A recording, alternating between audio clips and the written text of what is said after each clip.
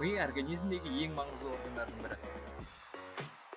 Күнделікті айналысып жүрген істер мен әдеттер мидың жұмыс істеуіне тікелей байланысы бар. Ал миға пайдалы істер қандай?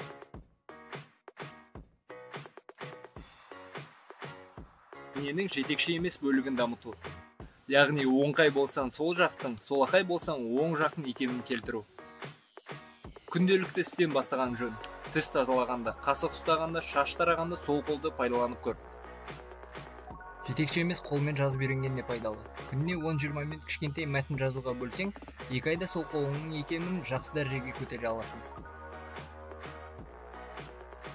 Әйгілі жазушы доктор Сьюз айтқандай, көп оқысаң, көп білесің. Кітап оқу адамның зейіні мен есте сақтау қабілетін дамытады.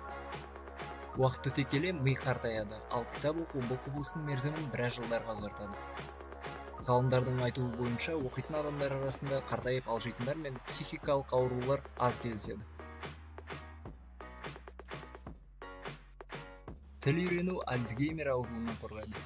Көп тіл білген сайын бірнеше істі бір уақытта атқару қабілеті дамиды.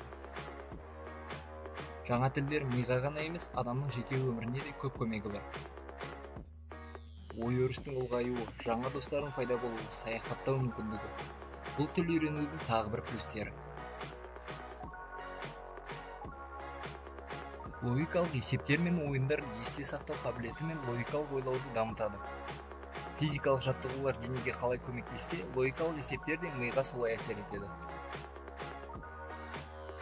Физикалық белсенділік бұлшықеттерге ғана емес, миға да пайдасы бар.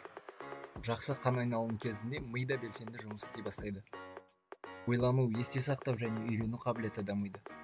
Сондықтан тезірек фитнеске жадылып немесе жүгірумен айналысуды баста.